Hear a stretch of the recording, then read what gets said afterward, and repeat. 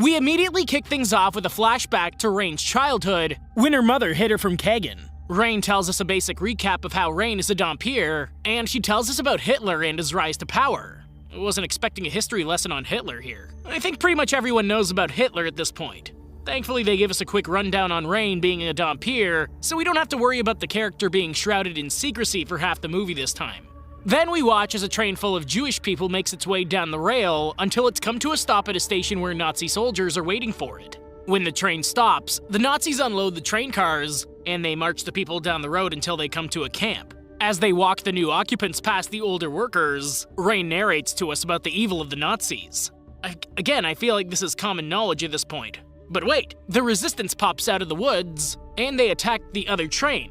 Hey, at least Rain's played by the same actress this time. She definitely looks different. Rain got a lot more bodacious and edgy since the Wild West time period.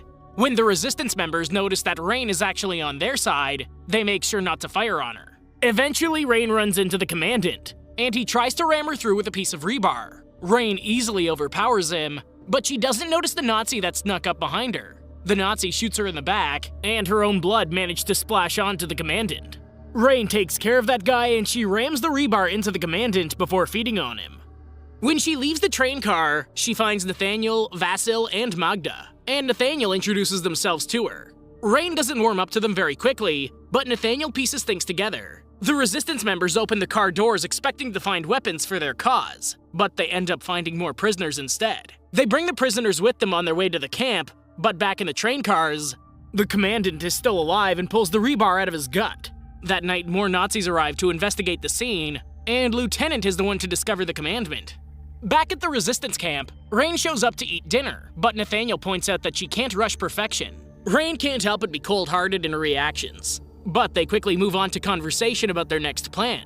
Nathaniel thinks that they can just keep freeing trains until the war's over, but Rain thinks that they need to put an end to things as soon as possible.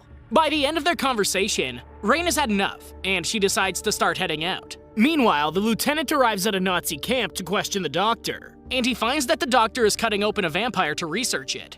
The lieutenant doesn't have the stomach for their research, but the doctor has no plans to stop. The lieutenant finally pulls him aside, and he tells him that he's been restationed. At first, the doctor isn't too keen on leaving his work, but then he realizes that they must have found something absolutely amazing to have him be escorted to a higher position. After being taken to headquarters, the lieutenant wants to know how the commandant is still alive. But the doctor just tells him that he's a common vampire now. The doctor is furious that he was pulled away from his work on vampires just to investigate another common vampire. But wait, there's more. When the doctor hears that the assault on the train happened at daylight, everything changes. Meanwhile, Rain is about to ambush more Nazis, and I'm wondering who came up with her costume design for the movie. This movie should have been called Blood Rain the Bodacious Nazi Slayer. We're not even worried about vampires anymore. Back in headquarters, Lieutenant tells the doctor that he's going into the commandant's lair, but the doctor wants him to be as careful as possible. Once inside, the commandant knocks out Lieutenant, but when the doctor tells him that he can help with his transition, they become the best of friends. Across town, Rain goes to a whorehouse where she decides to take a break from killing Nazis to get an essential oil massage. When she hears a woman calling out for help, she decides to throw on her robe and go investigate. But when she finds out that it's actually a Nazi beating one of the women, she decides to give him a bit of hardball justice. Why do I keep watching movies with genitalia mutilation? I cringe every time it happens and they just keep putting them in the movies! At least it wasn't like the movie Teeth.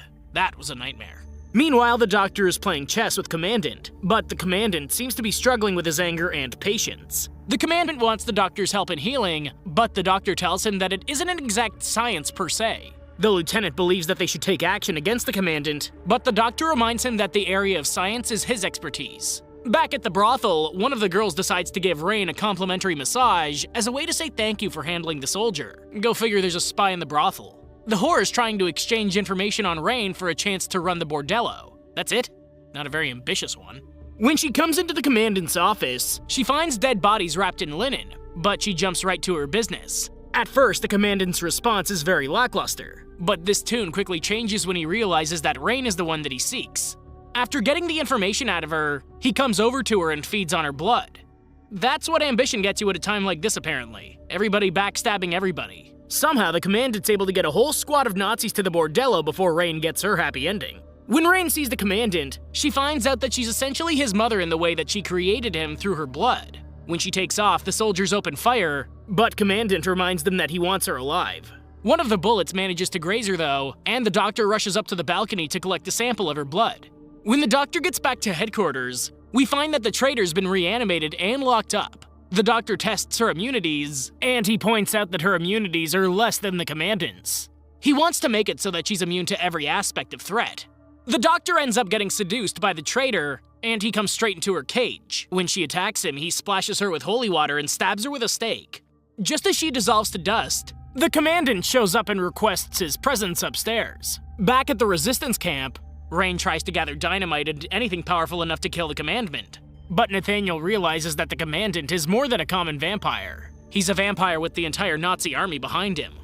He finally gets Reich to calm down, and he assures her that they'll join her in the fight soon enough. In town, Magda tries to come on to a couple of Nazi soldiers, and she does her best to get the men drunk. Then she grabs a gun from under the table and kills the higher-up soldier. Suddenly, Nathaniel and the others come into the bar, and Magda starts to interrogate the lower Nazi soldier.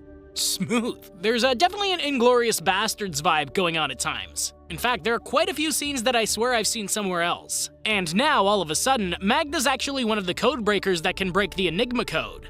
What? Nathaniel tells Reich goodbye, and the two of them go their separate ways. Reich starts making her way down the street, but she's quickly ambushed by two vampires with swords. Reich quickly kills the vampires, and that night she dreams about being in a castle. She starts off by trying to find Nathaniel, but she's quickly attacked by Vampire Hitler. Yeah, that's where all this was headed. Pretty soon they're going to say that Reich was actually the one that killed Hitler and made it look like a suicide.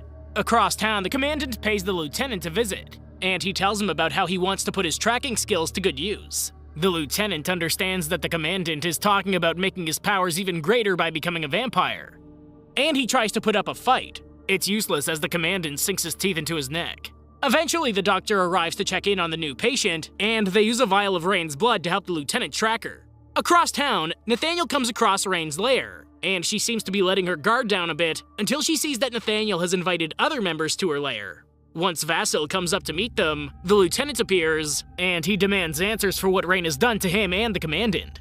After Vasil beats the lieutenant within an inch of death, Reich questions him, and they find out that the Germans used Magda to get to her. Nathaniel almost loses it when he hears that the Nazis have her, but Reich controls him. Reich gets as much information out of the lieutenant, and once she's sure that he's not going to give her any more, she stabs him in the heart with a stake. They rush to the bar where Magda's at, and they find that the Nazis just arrived. As Magda is loaded into a truck, Reich, Nathaniel, and Vasil open fire on the Nazis, but they ultimately have to retreat. When Magda is tied up in an abandoned warehouse, we see that the Commandant has arrived to personally interrogate her. And he bites her too. Meanwhile, Nathaniel and what's left of the Resistance go back to HQ to find that the Nazis had killed everyone that was stationed there. Reich assures them that they'll get Magda, but they only have one good shot at accomplishing this. Reich attacks the warehouse where Magda's being held, and Nathaniel shows up with the rest of the Resistance to check inside. As they make their way through, Vasil finds Magda tied up and he goes to cut her down. Suddenly, Magda shows that she's really a vampire now, and Vasil has Reich stab her with a wooden stake. When they go through the rest of the warehouse, they find that it's completely empty until they run into other vampire Nazis. Eventually, Reich tells Nathaniel to shoot the windows to burn the vampires, and the Commandant shows up to stable Reich in the back. Now Reich and Nathaniel are captured and they're taken to jail. The Commandant tells Nathaniel that he's going to take Reich and himself to Berlin to see Hitler himself, and the doctor has Reich hung up at his lab. Doc's got the perfect setup here. Technically, he doesn't even need her anymore. He's just keeping her for sport at this point. He's got enough blood to transform the entire Nazi army. Reich and Nathaniel are loaded up in transports, and the convoy makes its way to Berlin. Further down the road, Vasil is camping with what's left of the Resistance, and they're trying to set up an ambush point for the convoy. On the truck, Nathaniel gets a little handsy with Reich's unconscious body, but when she comes to, she starts getting handsy herself. That's not how things work. These two are about to be killed or used for experimentation, and Reich was completely unconscious. I find it hard to believe that she woke up being groped during a life-and-death situation and her thought was, yeah, let's get it on. Doesn't matter what would actually happen though. This is exactly what happens. Imagine the dynamite going off as they finish. Talk about rocking their world. The Resistance members open fire on the Nazis, and Reich and Nathaniel escape from the back of the truck just before it explodes. A firefight ensues, and Reich does her thing. The Commandant decides that he needs a power top-off, and he takes a vial of Reich's blood from the doctor to drink it. The doctor takes off through the woods, but he's quickly taken out by the Resistance sniper. Eventually, the Commandant and Reign get into a physical confrontation, and she takes him out with a big rock to the head. Yep, it was just that quick. The most abrupt villain death ever. So everything's wrapped up then? Nathaniel and Reign look over the aftermath, and they assure each other that they've got more work to do. Later, we see a truck pulling into a concentration camp, and Reign and the others burst out of the back to take out the Nazis. Then, the credits roll. That's it. The entire series in a nutshell. I think that it would be really cool to see a full-fledged film on the game series, but for now, this cult classic series will have to do.